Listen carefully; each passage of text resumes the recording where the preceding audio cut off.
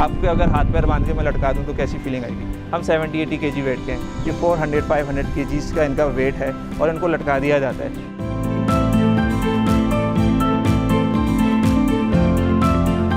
जानवर को पाला, ईद वाले दिन छत पे ही कुर्बानी कर दी। नीचे इवन मैं स्टेज से भी नहीं उतारता।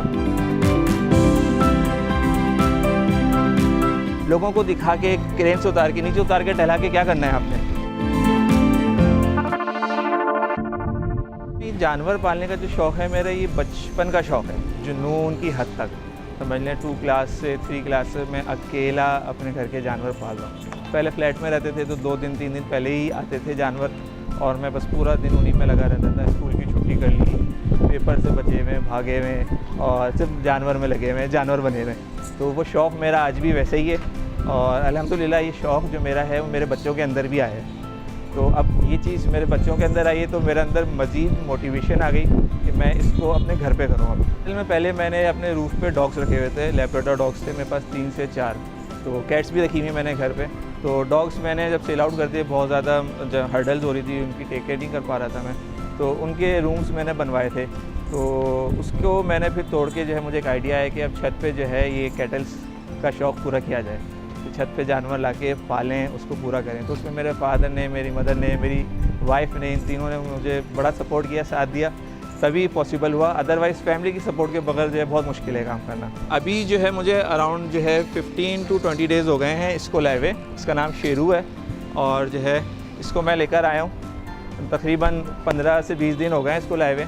और मेरा इरादा था कि रमज़ान से पहले ले आऊँ, मगर कुछ प्रॉब्लम्स की वजह से मैं ला नहीं सका। तो और अभी मैंने इस चीज़ को मज़ीद बढ़ाया है।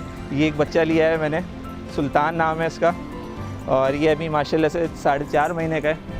2 महीने से इसको पाल रहा हूँ, बहुत छोटा सा बच्चा लेकर आया था, अभी तो माशाल्लाह इसने साइज़ भी गेन कर लिया है। तो इंशाल्लाह इसको मैं 2 साल पालूँगा, 2 साल के बाद मैं इसकी कुर्बानी करूँगा। इसको मैं ऊपर लेकर आया था स्टेट से, बिल्कुल मासूम और सीधा जानवर है, और मैं और मेरा कज़न है वो भी बहुत शौकीन है, तो हम दोनों ही गए थे, लेकर आए और हमने स्टेट से उसको ऊपर चढ़ाया। बड़ी आसानी से, बड़े आराम से चलता हुआ है, कोई मसला नहीं, कोई इशू नहीं।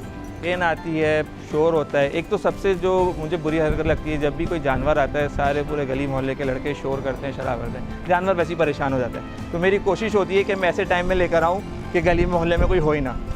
तो अभी इत्तेफाक से शाम में आ गया था तो थोड़े बहुत बच्चे आ गए थे, तो मैंने डांट के सबको साइड में कर दिया था। मगर क्रेन से चढ़ाना मेरी नज़र में, एक तो जानवर का इतना वेट है, 400-500 किलो का जानवर, उसको आपने होल्ड किया हुआ है, तो उसके मसल्स पे, उसके जॉइंट्स पे इतना स्ट्रेस डेवलप होता है, आपको अंदाज़ा नहीं है। आपके अगर हाथ पैर बांध के मैं लटका दूँ तो कैसी फीलिंग आएगी। हम 70-80 kg वेट के हैं, ये 400-500 kg का इनका वेट है और इनको लटका दिया जाता है। तो एक जुल्म है, जानवर परेशान होगा, जानवर का कुछ भरोसा नहीं होता।